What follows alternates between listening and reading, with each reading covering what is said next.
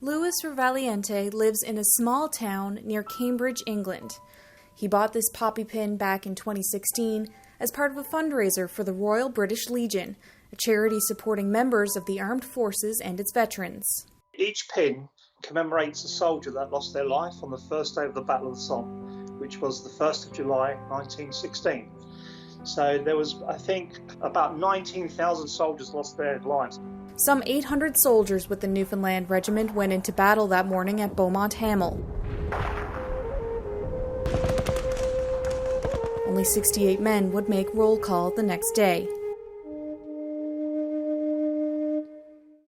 Each pin has been made from the artillery shells from the battlefields of France. So French farmers have actually found the shells, and what they've done is they've melted them down and made them into these poppies. The colored center, made by mixing red enamel with dirt collected from the battlefields. More than 19,000 pins were made, and Revaliente's has a special tie to this province. The pin that I obtained was a guy called Michael Jackman, which, from doing a little bit of digging on the internet, he was actually from the Newfoundland Regiment. And I thought it would be so fantastic if we could actually find the family of this soldier and bring the poppy and his family together. So Revaliente reached out to the CBC, looking for help in finding one of Private Michael Jackman's living relatives. And we found one here in Portugal Cove, St. Phillips. I'm just absolutely delighted and ecstatic that we can actually do this. For me personally, I think it'll be very emotional.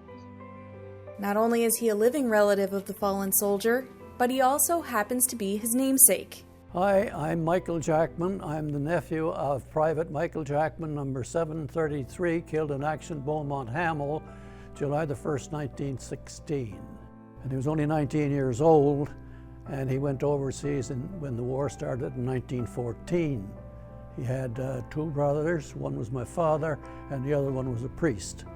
Private Jackman grew up on Bell Island and was part of the Catholic Cadet Corps.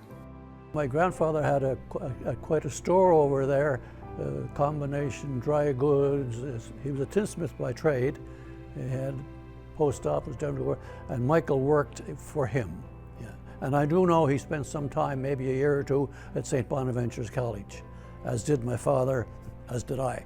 Jackman says growing up, there wasn't a lot of talk of his uncle.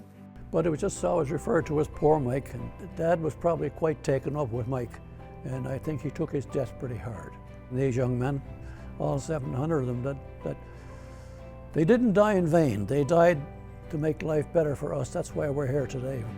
He has no known grave, as opposed to some of them do have graves. Some were identified, but most of them weren't. The time had come to connect these two men face to face through a video call here at the Royal Canadian Legion in Portugal Cove. Hello there. Hello there, how are you? Oh, hi there, nice to meet you. Good, greetings from Newfoundland.